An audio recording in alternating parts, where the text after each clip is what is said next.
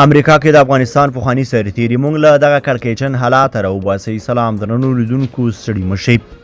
د افغانستان د ملي امنیت د صفري قطاعاتو زرګونه پخواني عسکر چې د امریکا د مرکزي استخباراتو د ادارې په ملاتړ جنګېدلي په امریکا کې له قانوني ستونزو سره مخامخ دي.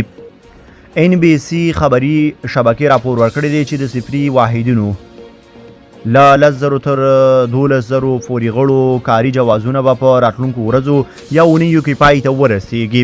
دغه واحدونه تر ډېره په افغانستان کې د امریکا د مرکزي استخباراتو د ادارې CIA د افسرانو د امنیت په تامین بوخو او په څوارلسم کې د طالبانو په لاس د دغه هیواد د حکومت له نسکورېدو وروسته امریکا ته منتقل شول. د NBC خبري شبکې د راپور پر بنسټ اوس د دوی د کار جواز 2 کلنه دوره پای ته رسېدلې ده او د کار دوی اندېښمن کړي دي چې د دوی د کار جواز له لاسه ورکولو سره به د خپلو کورنیو مالي ملاتړ ونه شي کړی او حتی د کار کولو او ګرین کارت د اخیستو فرصت به له لاسه ورکړي. دغه امریکایي خبري شبکې زیاته کړې چې د افغانستان د ملي امنیت ادارې دغو پخوانیو پوځیانو د امریکا له کانګرېسه غوښتي چې دغه حالات څخه دې وژغوري. د دې شبکې د معلوماتو له مخې د ملي امنیت د دغو پخوانیو قطاعاتو یوه قمندان جنرال محمد شاه تیره میاشت امریکایي وکیلانو ته په یوه لیک کې خبرداری ورکړې وه چې دغه پخواني ځواکونه له یوه بحران سره مخ دي. د ملي امنیت دغه پخواني جنرال د امریکا له کانګرېس څخه وغوښتل چې د دې قانوني ستونزې په هواري او د دغو پوځیانو د استوګنې د وضعیت په اړه چې د امریکا د استخباراتو ځواکونو همکاران دي ورسره مرسته وکړي.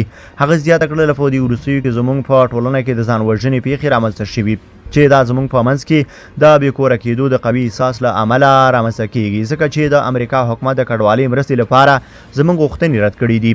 د NBC شبکې د دې تجربه کوونکو څخه د یو تن ناصر اندرل حواله هم ورکړي چې لیکلي دي د دوی د کار جواز نیټې په هرې تېرېدونکي ساعت کې د خفګان سره لاس او ګریوان دي. هغه ویلي ځینې یې د ناامیدۍ احساس کوي، دوی نه پوهېږي چې څه وکړي. موږ دوی ته لارښوونه کوو چې د دوی مورال پیاوړی کړي. د ناصر اندر په حواله له هغې راهیسې چې دا ځواکونه امریکا ته لیږدول شوي دي لږ تر لږه 2 کسانو یې ځان وژنه کړې ده. په 1400 میلادي کال کې د اسد په میاشت کې د طالبانو په لاس د افغان حکومت له نسکورېدو وروسته د امریکایي بنسټونو څه باندې 22,000 سیمه ییز همکاران له افغانستان څخه امریکا ته انتقال شول. ډېری کډوالو یې بشردوستانه ویزې او 2 کلن کاري جواز ترلاسه کړی دی. د متحده ایالاتونو د کورني امنیت وزارت امر کړی دی چې د دوی ویزې او کاري جوازونه دي د نورو 2 کلونو لپاره وغځول شي تر څو د دوی د پناه غوښتنې غوښتنلیکونه پروسس کړي.